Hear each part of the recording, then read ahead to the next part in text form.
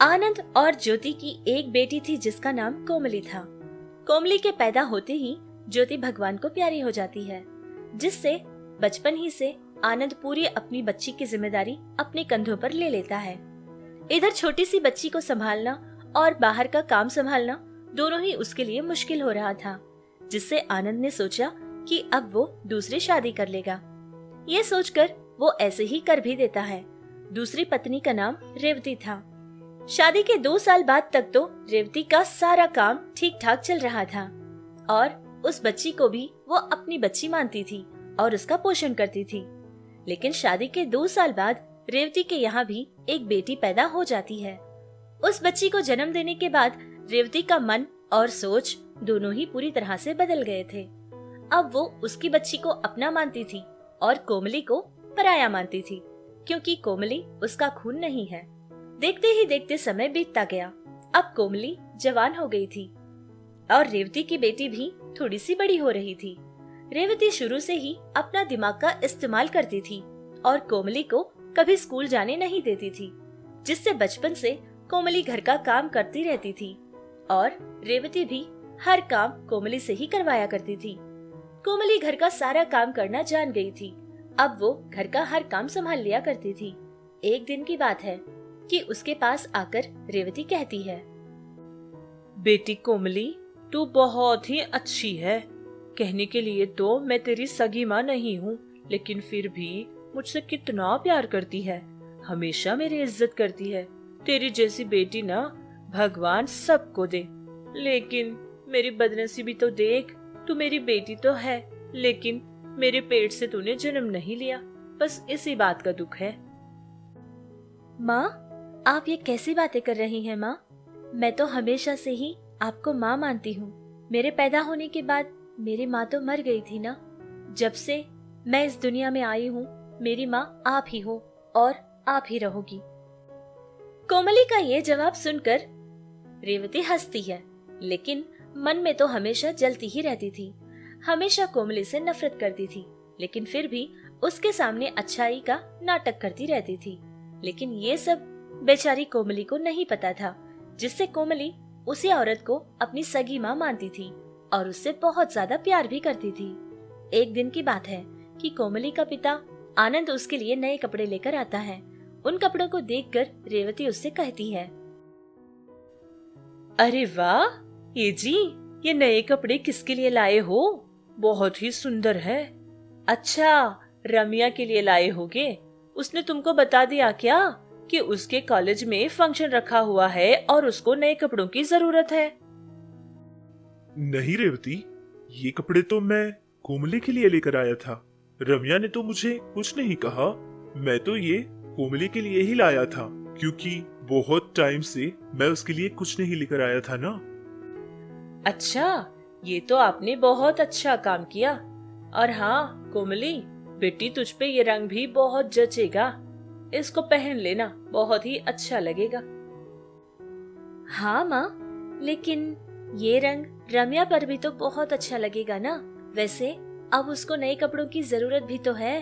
कोई बात नहीं माँ, ये कपड़े आप रम्या को दे दीजिएगा, उसको भी अच्छा लगेगा। इतनी बात कहकर वो अपने पिता की तरफ देखती है। उसका पिता भी कोमली को देखकर बहुत ज्यादा गर्व महसूस करता है। लेकिन इधर रेवती मन ही मन सोचती है कि मुझे भी यही चाहिए था। मैं यही सोच रही थी और ये हो गया। उसके कुछ समय बाद दोनों ही वहाँ से चले जाते हैं और वो नए कपड़े रेवती के बेटी को दे देते हैं। ऐसे ही कुछ और समय गुजर गया था। एक दिन की बात है कि आनंद उसकी पत्नी रेवती से कहता है, सुन रेवती, कल हमारी कोमली को देखने के लिए लड़के वाले आ रहे हैं, इसलिए कोमली को अच्छे से तैयार कर देना। मेरी बेटी इतनी सुंदर लगनी चाहिए कि एक ही बार में लड़के वाले हाँ कह देना चाहिए। समझ गई ना? पति की बात सुनकर रेवती भी उसको ठीक है कह देती है और दूसरे दिन सुबह होते ही वो रसोई घर में जाती है और वहाँ पर जानबूझकर तेल गिरा देती है। ये सोचती है कि उसकी बेटी वहाँ आएगी और पैर फिसलकर उसका गिर जाएगा, फिर उसको चोट लगेगी। बेचारी कोमली इन सारी बातों से अनजान रसोई घर में चली जाती है और उस तेल पर पैर डाल देती है फिर फिसल कर गिर जाती है, जिससे उसके पैर में मोच आ जाती है। वो ठीक से चल नहीं पा रही थी। उसी दिन शाम को लड़के वाले भी घर पहुंच जाते हैं और उन लोगों के सामने कोमली थोड़ा सा लंगड़ाती हुई चल रही थी, जिसको देखकर उस लड़के की माँ कहती है, अरे ये क्या, आपकी बेटी ऐसी लंगड़ती हुई क्यों चल रही है? कहीं आपकी बेटी के अंदर कोई कमी तो नहीं? इतनी बात पूछने पर पता चलता है कि वो लड़की सुबह अपने रसोई घर में गिर गई थी, जिसकी वजह से इस तरह से लंगड़ाती हुई चल रही है। लेकिन लड़के वाले घर जाने के बाद उनको ये बात बताते हैं कि वो लड़की उनको पसंद नहीं आई। ये बात जानकर आनंद बहुत ज्यादा दुखी हो जाता है। फिर कुछ समय बाद अपने आप को संभाल लेता है। सोचता है कि पहला ही तो रिश्ता है, अगर चला भी गया तो ज्यादा उदास होने की जरूरत नहीं है।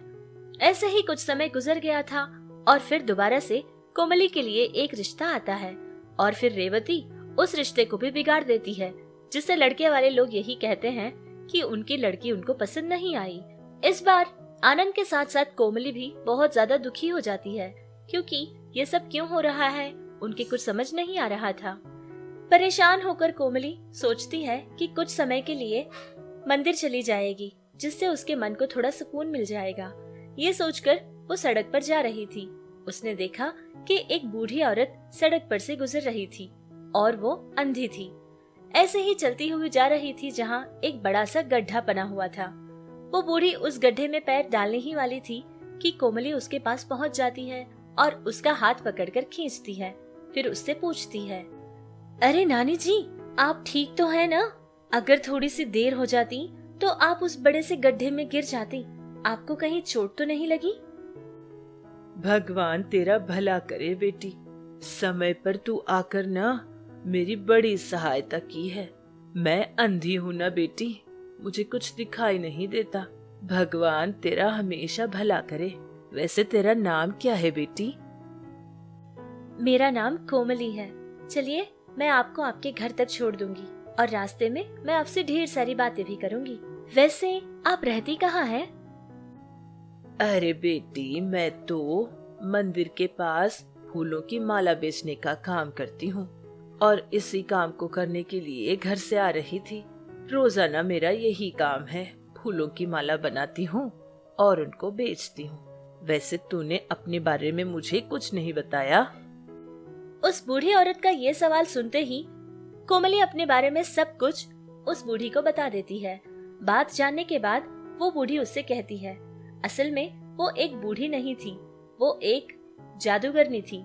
और उससे ये भी कहती है कि कुछ सालों से मैं ऐसे ही सारे लोगों के साथ मिलकर ही गांव में ही रहा करती हूँ। इतनी बात कहकर वो बूढ़ी औरत कोमली को एक फूलों की माला देती है और कहती है कि जब भी तुझे कोई दूसरा लड़का देखने के लिए आएगा तब इस फूलों की माला को पहन लेना। असल में ये कोई मामूली माला नहीं है, बल्कि ये जादुई माला है।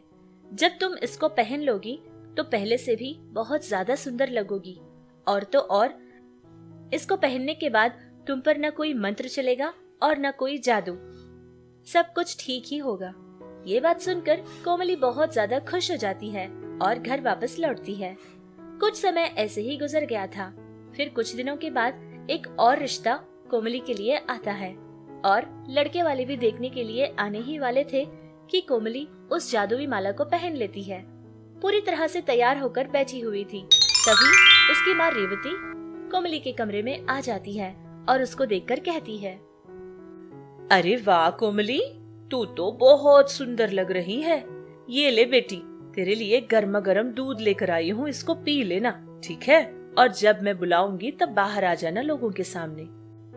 इतनी बात कहकर रेवती वहाँ से बाहर चली जाती है। फिर कुछ समय बाद कोमली अपने कमरे से बाहर आती है, जिसको देखते ही रेवती चौंक जाती है। सोचती है कि ये कैसे हुआ? मैंने तो मंत्र की हुई दवाई उस दूध में मिलाकर दे दी थी, लेकिन ये तो बिल्कुल ठीक ठाक चलकर आ रही है। ये कैसे हुआ? ये सब देखकर परेशान हो रही थी कि वहाँ लड़के वालों को कोमली बहुत ज्यादा पसंद आती है, जिससे वो लोग उस रिश्ते को हाँ कहते हैं और शादी की तारीख भी पक्की कर लेते हैं। फिर रेवती को ये बात पता चल गई थी कि ये सब कुछ उसी जादुई फूलों की माला की वजह से है, जिसकी वजह से कोई जादू भी उस पर काम नहीं करता है। ये बात जानने के बाद रेवती उसके कमरे में जाती है और फिर उस जादुई फूलों की माला को तोड़ देती है, उसके टुकड़े टुकड़े कर कर फेंक देती है। ऐसा करते ही रेवती का एक हाथ और एक पैर चलना बंद हो जाता है। सारे लोग ये देखकर बहुत परेशान होते हैं और फिर रेवती को अस्पताल लेकर पहुंचते हैं। अस्पताल में बहुत तकलीफ में पड़ी रेवती अपने सारे गुनाह कबूल कर लेती है।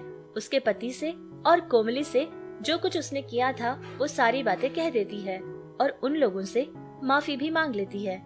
बात जानने के बाद कोमली भी उसको हमेशा से ही अपनी माँ मानती थी और अब भी वो उसको उसकी माँ ही मानती थी, जिससे रेवती की हर गलती को कोमली माफ कर देती है और उसके बाद सारे लोग बहुत खुश होते हैं और फिर उसी समय कोमली की शादी भी बहुत ही धूमधाम से हो जाती है।